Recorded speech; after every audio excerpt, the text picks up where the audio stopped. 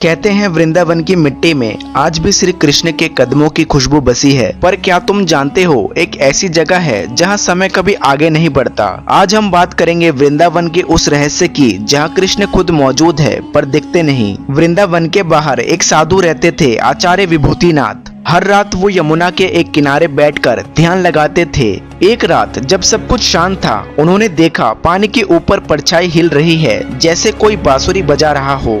उन्होंने आंख खोली और देखा पानी के बीच से एक हल्का सा नूर निकल रहा है और उसी नूर के बीच से एक आवाज आई, विभूति अभी समय नहीं आया है, सत्य को तभी देख पाओगे जब तुम्हारा मन तैयार होगा।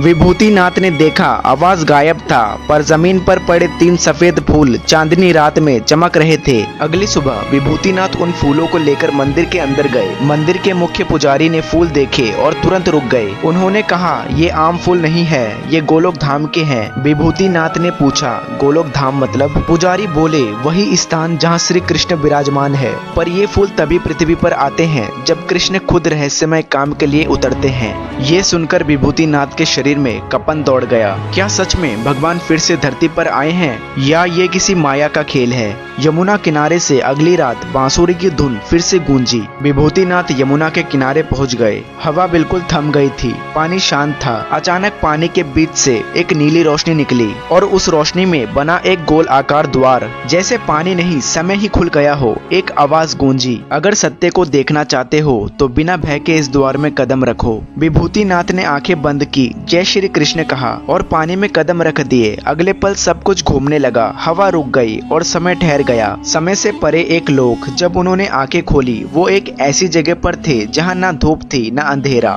बस एक दिव्य सोना जैसा प्रकाश था। छोटे छोटे बाल गोपाल हंसते खेल रहे थे और बीच में स्वयं श्री कृष्ण बांसुरी बजा रहे थे। विभूतिनाथ का शरीर कांपने लगा।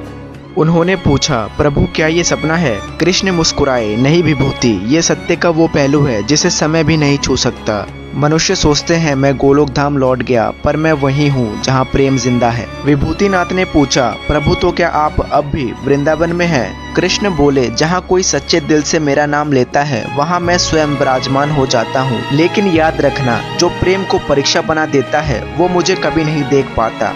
अचानक रोशनी धीरे धीरे कम होने लगी। कृष्ण दूर जाने लगे। विभूतिनाथ ने पुकारा, प्रभु रुक जाइए। कृष्ण की आवाज गूंजी, जब अगली बार तुम यमुना में ये फूल देखो समझ लेना कृष्ण अब भी वृंदावन में है। और सब कुछ अंधेरा हो गया। जब विभूतिनाथ ने आंखें खोली, वो वापस यमुना के किनारे थे। हाथों में वही 3 फूल थे, लेकिन अब उनमें से एक फूल गायब था। कहते हैं वृंदावन में आज भी पूर्णिमा की रात यमुना के किनारे एक हल्की सी बांसुरी की धुन सुनाई देती है। किसी को लगता है हवा है, पर जो सच्चे भक्त हैं वो जानते हैं ये श्री कृष्ण का इशारा है कि वो आज भी हमारे बीच हैं। अगर कभी तुम वृंदावन जाओ तो रात में यमुना किनारे बैठकर आंखें बंद करना। अगर किस्मत ने चाहा तो तुम्हें भी वो बांसुरी सुनाई देगी, वो धुन जो समय को भी रोक देती है, क्योंकि जहाँ प्रेम सच्चा होता है वहीं श्री कृष्ण स्वयं प्रकट होते हैं। अगर ये कहानी आपको पसंद आई हो तो लाइक करें, कमेंट में लिखें जय श्री कृष्ण और चैनल को सब्सक्राइब करना ना भूले। अगली बार मिलते हैं एक और रहस्यमय कहानी के साथ।